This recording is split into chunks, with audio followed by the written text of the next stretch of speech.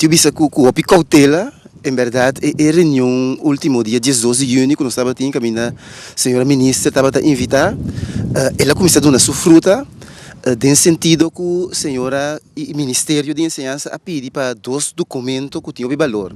O primeiro documento é o projeto de lei que se tem que entregar, entre outros, no Conselho de Ministros, caminho e não vai garantir a segurança e proteção de nossa de enseñança.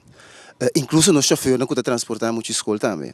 Então, Edidosta é uma nossa firma na 2013, tempo o senhor Asha estava ministro interino de enseñança, caminha vai promover civismo, vai jovem, então ficar com amor para outro, amor para o país, vai promover esse caminho. A pedir nós dois documentos aí, nós esperamos na próxima semana, vai invitar a CITEC para nós dar uma explicação que tem traz de dois projetos que ela começou a dar sua fruta, também ministra Primitinos que tem certo exercício que também toma lugar entre 12 de junho para penúltimo semana de agosto, caminha a trobe, senhora ministra Bini, tanto para bisa nós quanto logra não que estava tendo espaço de tempo aqui, então também para contestar diferentes perguntas aqui da dia 12 de junho.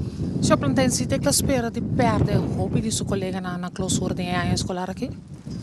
Me tenho que pensar lamentavelmente que assim, agora que a tensão e desgosto do grande, passou assim, nós mira dois anos atrás de lomba, mas já tiki abordo assim, especialmente na parte de um incentivo na tradona de enseñança. Então, lo que decepcionar nós, há umas tanto, de reunião que a senhora ministra estava presente, tá?